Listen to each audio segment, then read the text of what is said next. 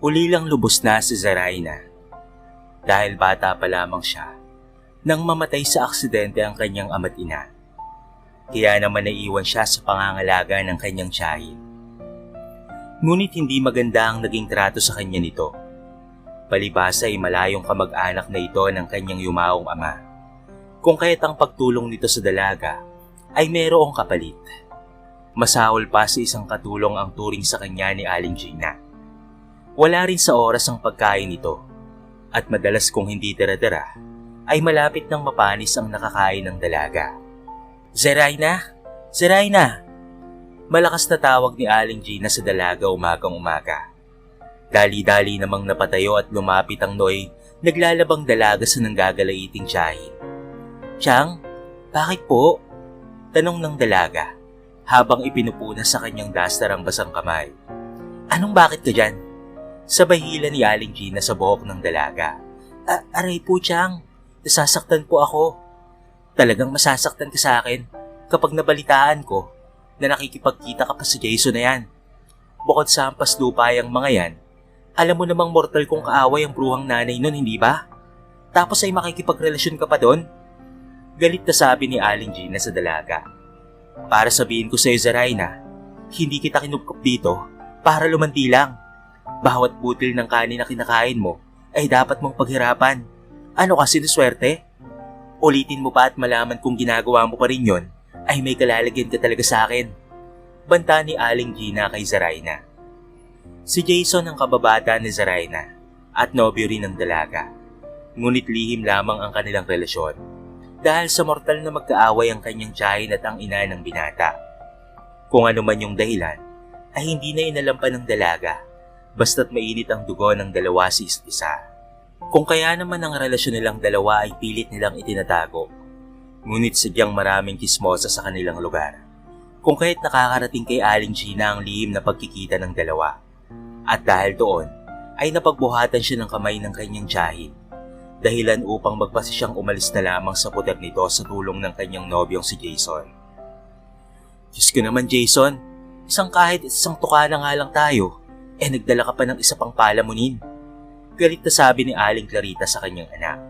Nay, maawa naman po kayo kay Zaraina. Wala na po siyang ibang mapupuntahan eh. Pinagbubuhatan na po siya ng kamay ni Aling Gina. Paliwanag ng binata sa kanyang ina. Dodoblehin ko na lang po ang pagtatrabaho ko para naman po may pangdagdag tayo sa pangangailangan natin dito sa bahay. Pumayag lang po kayo na dumito muna si Zaraina, sabi ng binata sa kanyang ina. O siya, ano pa nga bang magagawa ko? Nandiyan na yan. Hoy iha, lilinawin ko lang sa'yo hindi kami mayaman, okay? Kaya ibig sabihin nun ay tutulong ka sa lahat ng gawaing bahay dito. At kung may pagkakataon, maghanap ka rin ng trabaho para hindi ka pabigat sa anak ko. Opo tita, sagot na lamang ni Zaraina sa ina ni Jason. Umismir ang pagmumukha ng matanda nang marinig ang tawag sa kanya ng dalaga. Mabuti na yung malinaw. Sabay talikod ni Aling Clarita sa dalawa. Zaraina, pagpasensyahan mo si nanay Mabait naman yon. Pag nakuha mo na yung loob niya, magkakasundo rin kayo niyan. Hayaan mo, kakausapin ko ulit siya, sabi ni Jason sa dalaga. Sa una nga, ay maayos ang pakikitungo ni Aling Clarita sa dalaga dahil sa pakiusap na rin ng kanyang anak si Jason. Lalo na't may kasamang pag-ipit ng pera sa matanda. Ngunit nag-iiba ang ugali nito sa tuwing nadidistino ang binata sa ibang lugar dahil sa trabaho nito bilang isang pahinante ng isang truck company at lingguhan lamang kung umuwi ito sa kanila. Hoy! Sigaw ni Aling Clarita kay Zaraina. 6:00 na ng umaga Anong oras mo balak na bumangon dyan? Abay tanghali na Nakahilata ka pa rin dyan. Ano ka, Donya? Bumangon ka na dyan at marami kang labada ngayon. Utos niya sa dalaga. Agad namang nag-asikaso na si Zaraina upang sundin ang iniutos ng kanyang biyanang hilaw. Ang labada kasing sinasabi ng matanda ay ang mga labada nito sa kanyang pinaglalabhan sa iba't ibang mga bahay na iniuwi niya lamang upang ipalaba ang lahat ng iyon sa dalaga. Bilisan mo dyan. Kailangang matuyuin ngayong araw dahil kung hindi, malalagot ka talaga sa akin, sabi pa ng matanda sa dalaga. Sumunod na lamang si Zaraina kahit imposible na matapos niyang lahat ang mga iyon lalo na't mano-mano ang paglalabang kanyang ginagawa. Ganun pa man, ay pinilit niyang matapos ito, kung kaya't alas 8 na ng gabi, ay nagkukusot pa rin siya ng mga labahan. Hanggang sa inabot na nga siya ng madaling araw, bago niya natapos ang lahat ng labada. Dahil sa sobrang dami ng kanyang nilabhan, at nalipasan na rin siya ng gutom, ay hindi kaagad siya nakabangon kinabukasan, kung kaya't galit na naman si Aling Clarita. Pinuntahan niya ang dalaga sa kwarto nito upang gisingin. Natigilan na lamang siya nang makita niya itong nanginginig na tila inaapoy ng lagnat. Nang kanya itong hawakan, ay napag-alaman niyang mataas na pala ang lagnat nito. Ngunit imbes na bigyan ng gamot at pagkain, ay dali-dali lamang tumalikod ang matanda na para bang wala siyang nakita at para bang walang nangyari. Patay mali siya lamang niyang tinungo ang bahay-sugalan ng kanilang kapitbahay at doon nilustay ang mga bayad sa pinaglabhan ng dalaga. Buti na lamang at dumating ang kuya ni Jason na si Enzo na noon ay galing sa talyer at naabutan niya ang kalagayan ni Zaraina, kung kaya't binalhan niya ito ng makakain at pati na rin ng maiinom na gamot. Maya-maya pa ay pinawisan na ito at bumaba na rin ang lagnat. "Maraming salamat Kuya Enzo ha," sampit ni Zaraina sa binata. "Anong thank you? May kapalit yun oh. Isang araw tingnan mo, sisingilin din kita," sabi ni Enzo sa dalaga, sabay ngiti na may kahulugan. Dahil masama pa ang pakiramdam ng dalaga, ay hindi niya na nga inintindi ang sinabi ni Enzo. Ang importante sa kanya ay nakainom na siya ng gamot.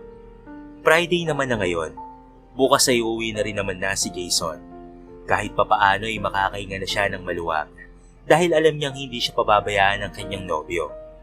Ngunit gabi ng Sabado ay nakatanggap siya ng text message mula sa binata na hindi ito makakauwi ngayong linggo dahil may tinatapos silang gawain. Nakaramdam ng lungkot si Zaraina dahil sa nabasa niyang mensahe. Ngunit wala naman siyang magagawa dahil trabaho iyon. Iniisip na lamang ng dalaga na para sa kanilang dalawa ang trabahong iyon ng kanyang nobyo. Total ay magaling na naman siya, ay makakabalik na siya ulit sa paglalabada. Linggo ng gabi. Maagang natulog si Zaraina dahil sinabihan siya ni Aling Clarita na kailangan niyang gumising ng maaga dahil marami ulit siyang lalaban kinabukasan. Kaya naman ang dalaga ay nagpahinga na sa kanyang silid. Lingid sa kanyang kaalaman ay nakapasok sa kanyang silid si Enzo, ang kuya nitong si Jason. Lasing na lasing ito at may daladalang patalim. "Sige, subukan mong sumigaw at itatara ko sa itong patalim na to," sabi ng lalaki sa dalaga habang nakatutok sa kanya ang kutsilyo. "Huwag mo akong sasaktan Kuya Enzo," umiiyak at nagmamakaawang sabi ng dalaga sa lasing na binata. "Hindi ka masasaktan, basta't sumunod ka lang sa lahat ng sasabihin ko. Hindi ba sabi ko naman sa'yo na maniningil ako? Pwes, ngayon na yun," sabi ng lasing na binata sa dalaga. Walang nagawa ang dalaga dahil bukod sa may patalim ito, ay wala namang tutulong sa kanya sa bahay na iyon. Tuloy-tuloy ang agos ng luha ng dalaga ng gabing iyon. Kung kasama lang sana niya ang kanyang nobyo, ay hindi mangyayari ang kahiyupang ginawa ng kuya nito sa kanya. Lumipas ang mga araw, pinilit ni Zaraina na mamuhay ng normal sa piling ng pamilya ng kanyang nobyo. Ngunit dahil napakahirap, ang tanging pag-asa na lamang niya ay ang pag-uwi ng kanyang nobyo sa kanilang bahay. Nasimula noong huling mag-text ito na hindi na makakauwi, ay hindi na ito nakapag-text pang muli sa kanya. 3 linggo na ang nakakaraan mula nang huli silang makapag-usap.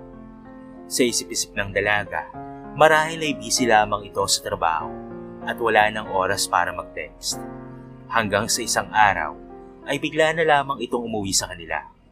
Laking gulat na lamang ng dalaga dahil may kasama itong ibang babae at pinakilala ito sa kanya ng nobyo bilang pinsan nito. Ngunit iba ang kutob ng dalaga. Hindi na lamang niya ito inintindi. Ang mahalaga sa kanya ay nakauwi na ang kanyang nobyo. Ngunit kabaliktaran ang kanyang inaasahan. Ang dating si Jason na maalalahanin sa kanya ay nagbago na. Para na rin itong kanyang ina kung tratuhin siya. Mainitin ang ulo at hindi makausap ng maayos. Simula nang umuwi ito sa kanilang bahay, ay hindi pa sila nakakapag-usap ng sila lamang dalawa. Ang dahilan nito ay kailangan niyang ipasyal ang kanyang pinsan dahil malapit na itong umalis papuntang ibang bansa. Nauunawaan naman niya iyon. Gustuin man niyang sumama sa dalawa para makabanding ang mga ito, ay hindi niya naman magawa dahil panay ang tambak ng mga labada sa kanya ni Aling Clarita. Hanggang sa isang gabi, habang tinatapos niya ang kanyang labada, ay naisipan niyang magpalit ng damit dahil magkahalong pawis na at tubig ito. Tinungo niya ang kanilang silid ni Jason at doon ay nakita niyang magkatabing natutulog ang kanyang nobyo at ang sinasabi nitong pinsan nila. "Mga hayop kayo!" Galit na sabi ni Zaraina sa dalawang nakahiga. Dahil doon ay agad na napabalikwas ang dalawa sa gulat. "Zaraina? Magpapaliwanag ako," sabi ni Jason sa dalaga. "Anong ipapaliwanag mo? Yang kabubuyan mo?" "Hindi ako nakapag-aral, Jason. Pero hindi ako tanga. Alam kong hindi mo pinsan ng babaeng yan. Mahal lang kita kaya pinili kong magbulag-bulagan. Kahit alam ko na ang lahat ng tao dito sa bahay niyo ay alam ang ginagawa mong kalokohan, ay tiniis ko yon. Pero masakit pa rin pala na makita mismo ng dalawang mata ko. Hayop ka, minahal pa naman kita. Ang akala ko ay iba ka sa kanila. Pero tulad ka rin pala nila. Mga wala kayong puso. Manloloko ka." Galit na sabi ni Zaraina habang tuloy-tuloy na umaagos ang luha sa kanyang mga mata. Nang gabi ring iyon, ay nagpasya siyang umalis sa bahay ng kanyang nobyo. Hindi na rin siya pinigilan ng binata. Lumuwas si Zaraina papuntang Maynila na hindi tiyak kung saan siyang lugar tutungo. Sakay ng bus, ay napadpad siya sa isang simbahan at doon ay pansamantalang tumigil. Hindi niya alam kung saan siya pupunta dahil bukod sa wala siyang pera, ay wala siyang alam sa mga lugar sa Maynila. Nang lumiwanag na, ay nagsimula na siyang maglakad-lakad at naghahanap na siya ng pwedeng mapapasukan. Kahit pagiging tindera, katulong, o kahit anong trabaho ay papatusin na niya. Basta't may matuluyan lang siya at hindi siya maging palaboy-laboy sa kalsada. Uhaw na siya sa kakalakad at nakakaramdam na rin siya ng gutom. Ngunit hindi pa rin siya nakakahanap ng mapapasukan. Tirik na ang araw ng mga sandaling iyon, kung kaya't lalo siyang nakaramdam ng matinding pagkauhaw. May natitira pa siyang 100 piso, ngunit ayaw niya itong bitawan dahil yun na lamang ang natitirang meron siya.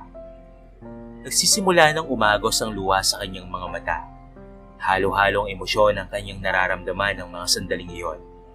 Gutom, uhaw, habag sa sarili, at sobrang kalungkutan sa gitna ng matinding sikat ng araw. Maya-maya pa ay tuluyan na ngang umagos ang luha sa mga mata ng dalaga.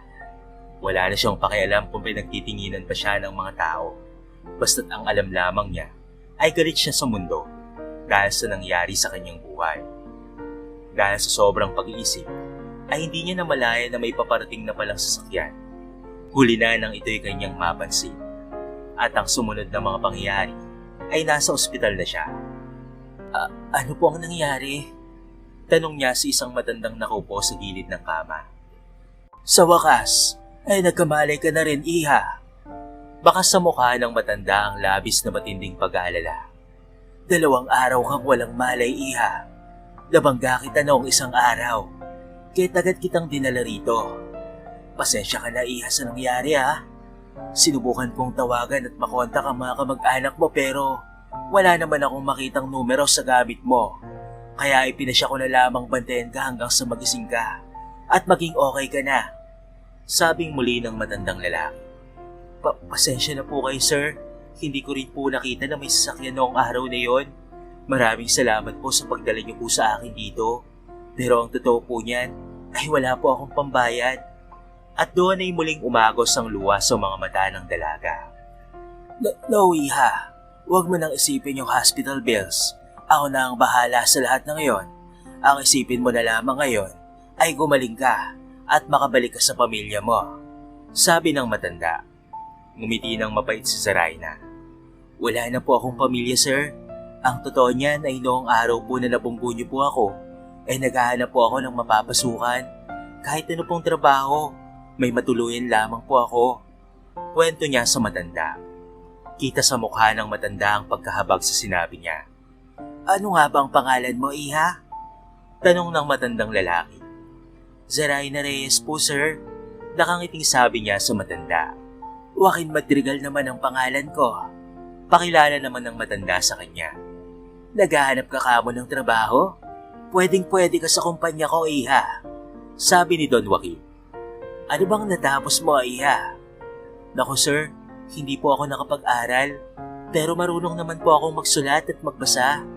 At doon nga sinimulan ni kwento ni Zoraida ang kanyang buhay sa matanda. Mula nang maulila siya hanggang sa kung papaano siya napadpad sa Maynila. Nakita ng matanda ang sinseridad sa sinasabi ng dalaga. Kung kahit nang makalabas ito ng ospital, ay agad na isinama siya ng Don sa bahay nito. Zoraida, iha, mula ngayon ay dito ka natitira sa bahay ko. Sambit ng matandang Don sa dalaga. Talaga po? Hindi makapaniwalang usal ng dalaga na nagsisimula na namang umiyak. Dito ka magtatrabaho at mag-aaral. Sabi pang muli ng Don. Maraming salamat po muli Sir Joaquin. Tatanawin ko pong isang malaking utang na loob po ito sa inyo. Hindi ko po sasayangin ang lahat ng pagkakataong ibinigay niyo po sa akin. Mahabang litanya ni Zoraida habang nakayakap ito sa matanda. Pero ang totoo niya ay mas masaya ang matanda. Dahil sa katauhan ng dalaga ay nabuhay muli ang kaisa-isa nitong anak na babae na namayapa kasama ng kanyang asawa. Sa poder ni Don Joaquin ay nabigyan ng panibagong buhay ang dalaga. Nag-aral ito habang nagtatrabaho sa poder ng matanda. Dahil may angking talino itong si Zoraida, kung kahit hindi ito nahirapang humabol sa pag-aaral, nag-homeschooling ang dalaga. At nang makatapos ng senior high sa pamamagitan ng pagkuha ng exam para sa mga fast learner, ay agad na nakapagkolehiyo ang dalaga sa kurso kung saan nakalinya sa negosyo ng taong nagtiwala at nagpaaral sa kanya. Hindi kalaunan ay nakapagtapos na nga siya ng pag-aaral at ipinamahala at ipinagkatiwala sa kanya ni Don Joaquin ang kumpanya nito dahil na rin sa kondisyon ng kalusugan ng matanda. Maraming taon na rin ang lumipas nang muling mag-cruise ang landas ni Zoraida at Jason. Sa katunayan, ay hindi kaagad nakilala ng binata ang dating nobya. Zoraida? Ikaw na ba yan? Gulat at hindi makapaniwalang tanong ng binata sa dalaga. Oo, ako na nga ito, Jason. Si Zoraida, yung dati mong nobya na niloko mo lang. Yung babae na pinagmalupitan ng nanay mo. Yung babae na pinagsamantalaan ng kuya mo. Pero salamat sa inyo dahil kung hindi nangyari yon, hindi magbabago ang buhay ko. Pagkasabing yun ni Zoraida, ay tumalikod na ito at umalis at hindi na muling nilingon pa ang dating kasintahan.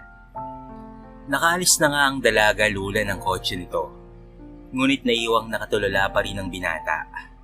Hindi pa rin ito lubos na makapaniwala na ang dating walang alam at tatangatang nobya na si Zoraida ang kanyang nakita.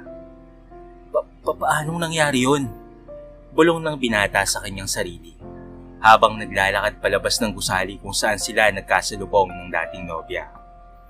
Ano yun, Magic? May pagkairitang sabi nitong muli habang papauwi na sa kanilang bahay. Nang araw na matuklasan ni Zoraida ang panloloko niya dito at iniwan siya ng dalaga, ay hindi na rin nagtagal ang relasyon nila ng babaeng sinasabing pinsan nito na kanya palang kalaguyo. Napariwara ang buhay ng binata at walang tumatagal na nakakarelasyon dahil na rin sa ugali ng kanyang ina.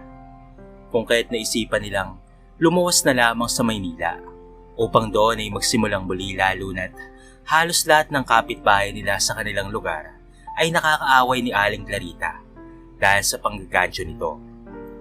Wala pa halos isang buwan sila sa Maynila kung kaya't wala pa silang gaanong kakilala roon. Nagpa siya si Jason na maghanap ng trabaho, samantalang ang kuya naman itong si Enzo ay mabilis na nakapasok sa isa sa mga talyer sa lugar na kanilang nalipatan. Hoy, bakit ganyan ang itsura mo?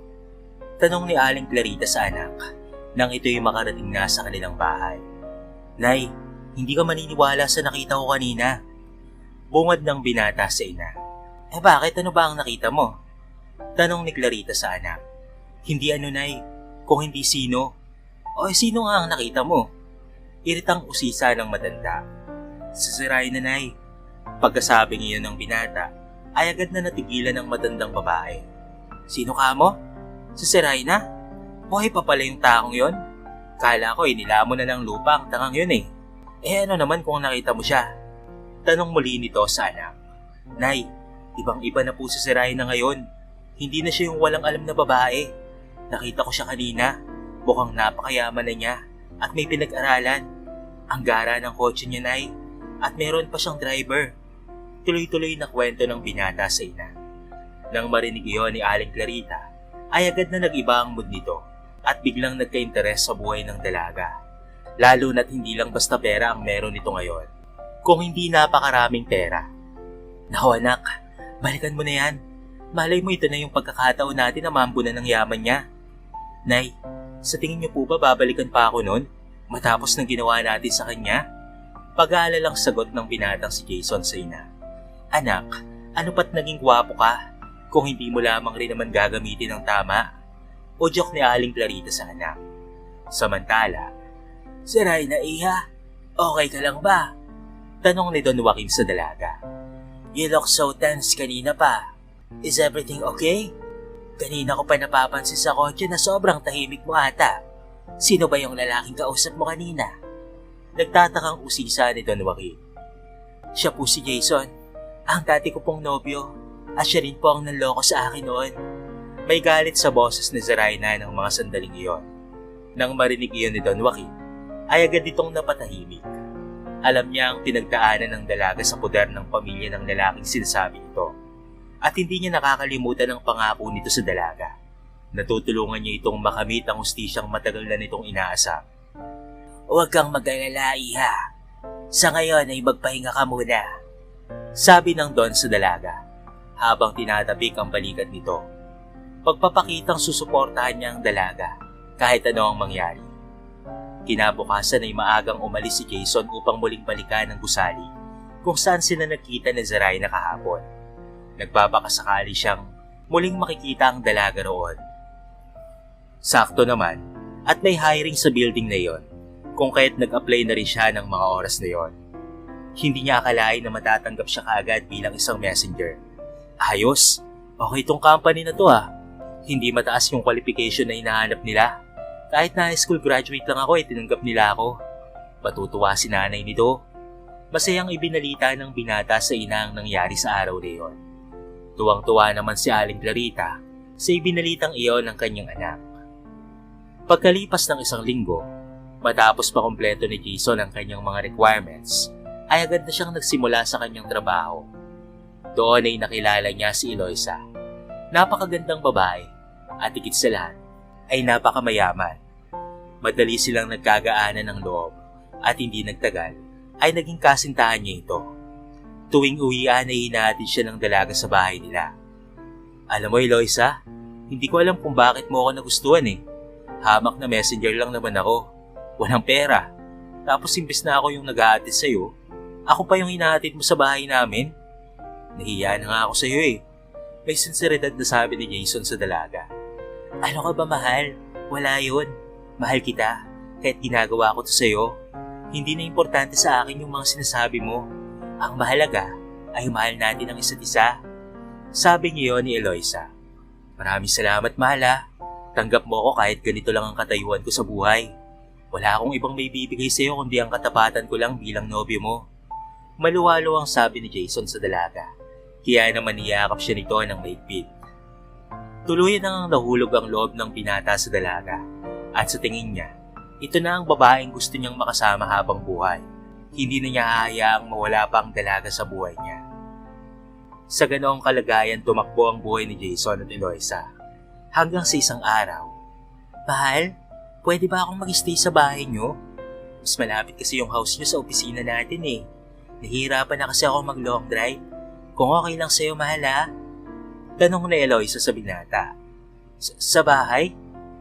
Sigurado ka ba mahal? Pangit ang bahay namin. Saka masikip doon, walang aircon. Baka hindi ka maging komportable doon. Nahihiyang sabi ni Jason sa dalaga. Ano ka ba? Di ba sabi ko naman sa'yo? Basta't kasama kita, walang hindi kakayanin. Sabi ni Eloisa sa binata. Napangiti na lamang ang binata. Napakaswerte ko talaga sa'yo. Sambit ni Jason. Di kalaunan ay napapayag na ng dalaga ang binata sa kagustuhan nitong tumira sa nobyo. Kaya naman kinabukasan ay agad na niyang dinala ang dalaga sa kanilang bahay. Walang anong pagtutol kay Aling Clarita nang sabihin ni Jason na doon titira ang nobya nitong si Eloisa. Sa katunayan, ay tuwang-tuwa pa nga ito, lalo na't nabalitaan niyang galing ito sa mayamang pamilya. Nagniningning ang mga mata ng matanda, lalo pat mukhang patay na patay ito sa kanyang anak. Madali lang niya itong mapapaikot at mapapasunod sa kanyang mga gusto. Hindi pa man, ay may plano ng masama ang matandang babae sa nobya ng kanyang anak. Nay, si Eloisa po, nobya ko. Mahal, nanay ko nga pala. Pakilala ni Jason sa dalawa. Hi po tita, bati ng dalaga sa matanda. Naku, huwag mo na akong tawaging tita. Nanay na lang. Total ay doon din naman ang tuloy niyo eh. Nakangiting sabi ni Clarita sa dalaga. Nay, si Kuya Enzo po. Tanong ni Jason. Naku, nasa talyer pa. Mamaya pa ang uwi nun anak. Mamayang gabi pa. Sagot ng matandang babae. Ganun po ba? Nasabi niyo na po ba na dito muna titira si Eloisa? Usisa ng binata. Naku, huwag mo nang intindihin ng kuya mo. Ako na ang bahala dun, okay? Sabing muli ni Aling Clarita. Iha, feel at home ha? At huwag kang mahihiya sa amin. Sabi nito sa dalaga. Naku, maraming salamat po tita. Ay, nanay pala. Naku iha, huwag sabing tita. Nanay na lang. Iyan ang itawag mo sa akin mula ngayon. Pag-uulit ng matanda. Ngumiti na lamang ang dalaga. Naging maayos naman ang lahat sa kanila. Hanggang isang araw ay kinakailangan ni Jason na pumunta ng probinsya upang personal na maihatid ang mga dokumentong inutos sa kanya. Mahal, mga 5 araw lang akong mawawala Mag-iingat ka sa pagpasok mo araw-araw Huwag kang mahihiya. Magsabi ka lamang kila nanay kung meron kang kailangan. Bili ng binata sa nobya. Nay, kayo na po ang bahala kay Eloisa Bili naman ni Jason sa kanyang ina. Oo naman anak. Ako na ang bahala sa kanya, huwag kang mag-alala. Nakangiting sabi ni Aling Clarita. Yun lang at umalis na nga ang binata. Agad namang pumasok na si Eloisa sa kanyang kwarto. Maya-maya pa, ay narinig niyang kumakatok si Aling Clarita. Eloisa anak, pag may kailangan ka, sabihin mo lang Nasa likod bahay lang ako. Maglalaba lang muna ako Hindi tumugon ng dalaga. Sa halip ay kinuha niya ang lahat ng kanyang mga damit. Malinis man at marumi.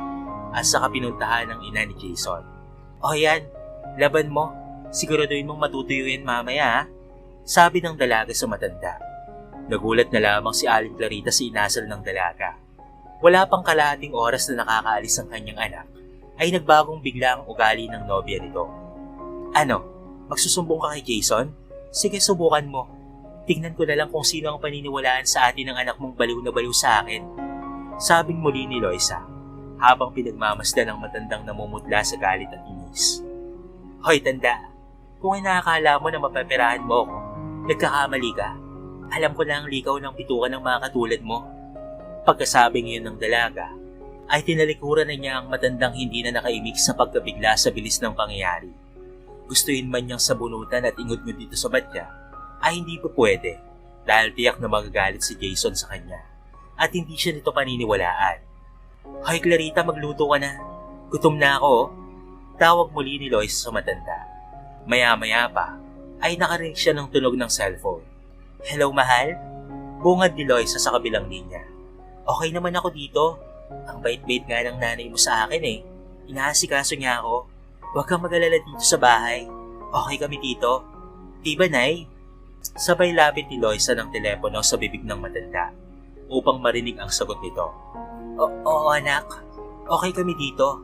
Mag-ingat ka dyan Bumalik ka kaagad May pahabol pa sanang sasabihin si Clarita. Ngunit hindi na yun narinig pa ni Jason dahil agad na inalis ng dalaga ang telepono. Subukan mo magsumbong sa anak mo. Tatamaan ka talaga sa akin. Banta ni Loisa. Tumulo ang luha ng matanda dahil hindi nito akalain na sa kanyang edad ay tataratuin siya ng ganoon ng isang katulad ni Loisa. Hapon na pero hindi pa rin tapos ang matanda sa paglalabada. Hindi niya alam kung bakit hindi halos nababawasan ang mga damit na kanyang nilalaban. Pagod at gutom na ang nararamdaman ng matanda ng sandaling iyon. Tubig lamang ang pamating niya sa kalam ng sikmura sapagkat tinapon ni Loisa ang natitirang pagkain na niluto niya rito matapos nitong kumain kanina. Kung tutuusin, ay pwede niyang saktan ng babae, ngunit hindi niya magawa Dahil nang sabihin nitong ang pinuntahang lugar ng kanyang anak na si Jason ay kakapahamak ng binata, sandaling hindi nito sundin ang iniutos niya. Kaya naman wala nang nagawa ang matanda. Hawak siya sa leeg ng dalaga ng mga sandaling iyon. Samantala, naulinangan ng dalaga na dumating na ang kuya ni Jason na si Enzo. Nakainom ito kung kahit dumiretso na ito sa kanyang kwarto. Dahan-dahang pumunta si Loisa roon at may inilagay na maliit na papel sa wallet ng lasing na lalaki. Kinabukasan ay maagang nagising ang dalaga. Sinilip niya ang mag-ina. Tulog na tulog pa si Aling Clarita dahil sa sobrang pagod sa paglalaban nito. Si Enzo naman ay naulinangan niyang papasok na sa talyer. Nang makalis ito ay muli niyang binalikan ng matandang babae. Nakita niyang nanginginig ito sa taas ng lagnat at humingi ito ng tulong sa kanya. Ngunit imbes na lapitan ito ng dalaga, ay umalis ito at nagtungo sa police station. Maya-maya pa ay may mga pulis na sa talyer kung saan nagtatrabaho si Enzo, ang kuya nitong si Jason. Doon ay may nakuha sa kanyang ipinagbabawal na gamot na nasa loob ng kanyang wallet. Agad na dinala ang lalaki sa presinto at saka ito ay kinulong. Nabalitaan na yun ni Jason kung kahit agad-agad na napauwi ang binata. Kahit hindi pa tapos ang kanyang trabaho roon, sa bilis ng pangyayari ay hindi alam ng binata kung ano ang uunahin. Nadatnan niyang inaapoy ng lagnat ang kanyang inang si Clarita. Hindi niya nadatnan doon ang kanyang nobya. Nang maisugod niya sa ospital ang kanyang ina, ay agad niyang pinuntahan ang kanyang kuya Enzo, na noon ay nakakulong na. Jason, ilabas mo ako dito. Wala akong kasalanan. Umiiyak na nagmamakaawa si Enzo sa kanyang kapatid. Kuya, walang piyansa ang kaso mo. Nakuhanan ka ng ipinagbabawal na gamot sa wallet mo. Sinetap lang ako, tol. Hindi sa akin yun. Paliwanag ni Enzo. Kuya, gagawa ko ng paraan. Tatawagan ko si Loisa. Hihingi tayo ng tulong sa kanya. Tinawagan nga niya ang kanyang nobya. Ngunit nakapatay na ang telepono nito. Kaya naman dumiretso na siya sa kanilang opisina. Ngunit napag-alaman niyang ilang araw nang hindi pumapasok ang dalaga. Loisa, nasaan ka ba? Kung kailan kailangan kita, isa ka naman wala. Halo-halong emosyon ang nararamdaman ni Jason ng mga sandaling iyon. Napaupo siya sa gilid ng elevator at napayokong umiyak. Hindi niya alam ang kanyang gagawin. Napakabilis ng mga pangyayari. Hanggang sa marinig niya ang pamilyar na boses ng babaeng lumabas ng elevator. May kausap ito sa telepono. Loisa? Tawag ni Jason. Lumingon ang dalaga. Hi Jason. Maluwag na nakangiti ang dalaga na parang walang nangyari at wala silang pinagsamahan. Anong pinagsasabi mong hi Loisa? Bakit bigla ka na lamang nawala sa bahay? At bakit ganyan ka? Ano bang nangyayari? Gulong-gulong tanong ng binata. Si nanay nasa ospital. Si Kuya Enzo naman ay nakakulong. Sambit ng binata sa dalaga. Tapos ikaw ay bigla ka na lamang umalis ng bahay na wala man lang paalam. Tapos ngayon ay nakita kita na parang wala lang sayo. Galit na sabi ng binata. Bago pa man makapagsalita si Loisa, ay may pamilyar na namang boses ang biglang nagsalita. Karma, yan ang tawag sa nangyayari sa'yo ngayon at sa pamilya mong mga demonyo, sabi ni Zarayna sa binata. Kumunot ang noo ng binata, sabay sabi ng, Teka, magkakilala kayo? Tanong nito sa dalawa. Oh yes, my dear ex. Loisa is my personal secretary. Hinire ko siya para pumasok sa buhay niyong mag-iina. Loisa darling, sabihin mo na nga sa utong-utong yan ang lahat ng plano natin. Utos na Zarayna sa dalaga. At doon ay napag-alaman nga ni Jason na plano lang pala lahat ni Zarayna ang lahat ng iyon. Mula sa planong paibigin siya ni Loisa para makapasok sa buhay nilang mag-iina. Sobra-sobrang sakit ang nararamdaman ni Jason habang ikinikwento niyang lahat sa kanyang inang si Clarita ang buong katotohanan. Napayuko na lamang ang matandang babae dahil alam niya sa kanyang sarili na siya ang may kasalanan ng lahat ng iyon kung bakit naging ganoon sa kanila si Zarayna. Samantala sa Enzo naman, kasalukuyan pa rin ay nakakulong. Hindi man totoo na sa kanya galing ang nahuling ipinagbabawal na gamot, ay nararapat pa rin naman talaga siyang makulong at pagbayaran ng panggagahasa niya noon kay Zarayna.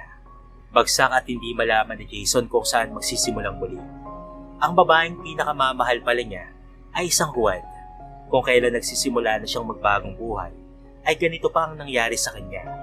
Marahil nga ay karma niya na ito Tulad ng sinabi sa kanya ni Zaraina, na ngayon ay unti-unti na niyang pinagbabayaran. Sa katunayan nga niya, ni piso ay wala itong si Jason sa kanyang bulsa dahil bukod sa hindi siya pinasahod, ay agad-agad siyang tinanggal sa trabaho. Kahit papaano, ay nabigyan na ng hustisya ang sinapit ni Zaraina. Masaya rin si Don Joaquin sa naging resulta ng plano ng dalaga. Ngunit pinayuhan niya itong hanggang doon na lamang at hayaan niyang ang Diyos na ang bahalang gumawa nito para sa kanya. Ang mahalaga ay nalaman ng pamilya ni Jason, ganon rin ang binata, kung gaano kamiserable ang naging karanasan niya sa poder ng pamilya nito. Napag-alaman rin ni Zaraina na naging bedridden na ang kanyang tiyahin. Sapat na yon sa kasamaang ginawa nito sa kanya noon at hindi na para gumanti pa.